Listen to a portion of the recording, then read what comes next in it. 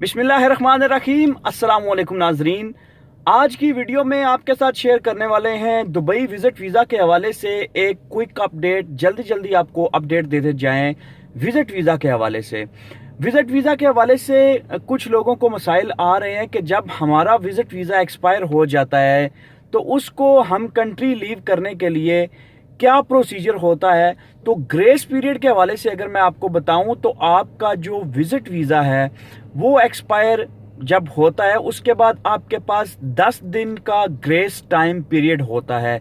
उस 10 दिन के अंदर अंदर आपने यूएई लीव करना है, नहीं तो आपको फाइन स्टार्ट हो जाएगा। मतलब मेरी बात समझ रहे हैं, जब आपका विजिटर टर्म जो है वो शुरू हो जाता है, स्टार्ट हो जाता है, उसके 10 दिन के जो एक्सपायरेशन है उसके 10 दिन तक आप जो है वो एक्सपायरेशन के बाद 10 दिन तक आपके पास टाइम है।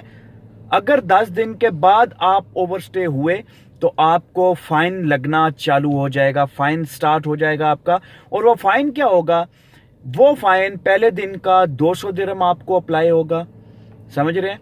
मतलब आज आपका वीजा एक्सपायर हुआ है, कल आपको 200 दिरहम का फाइन स्टार्ट हो जाएगा। फिर उसके बाद पहले दिन का 200 दिरहम है, उसके बाद आपको हर दिन का 100 दिरहम आपको फाइन लगना स्टार्ट हो जाएगा। तो फिर ये उसके बाद आपको जो है वो कंटिन्यूस होता रहेगा, ऐड होता रहेगा।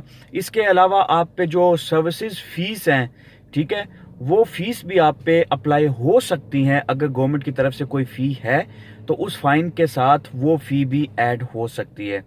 तो अगर आप विजिट के लिए आएँ, या तो आप अपना विजिट वीज़ा एक्सटेंड करवा लें उसी टेन्योर के अंदर, उसी टर्म के अंदर जब आपका वीज़ा एक्सपायर हो, या आप अपने उसी जो टेन्योर है, उसी जो विजिट वीज़ा का टाइम है उसके अंदर अंदर आप छोड़ के जा सकते हैं, ताकि आपको नेक्स्ट टाइम जब आप यूएई के अंदर आएँ तो आपको कोई परेशानी का सामना ना करना पड़े। Thank you very much.